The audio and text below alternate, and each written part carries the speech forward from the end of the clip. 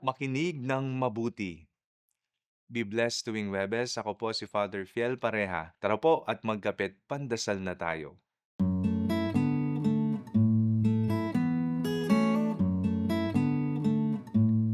Naranasan mo na ba ang hindi mapakinggan, hindi ka pinapansin, o kaya na may kilala kang tinanggalan ng pagkakataong magpahayag dahil ang sasabihin ay katotohanan?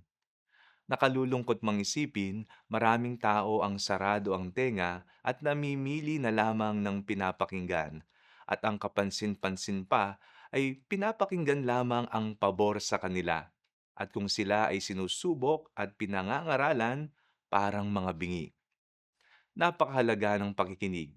Sa katunayan, ang pakikinig ay ang naging medium para ipahayag ang batas ng Diyos. Hear, O Israel, the Lord our God, the Lord is one.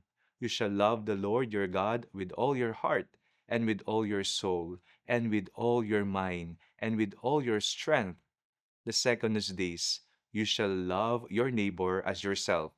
There is no other commandment greater than this. Ang taong marunong makinig ay nagmamahal. Kung hindi tayo makikinig, paano natin magagawang tulungan o mahalin ang ating kapwa? Kung panay ang ating pagpapahayag at hindi tayo marunong makinig sa karanasan ng ating pinagpapahayagan, anong saysay ng ating pangangaral? Hindi ba para tayong latang walang laman?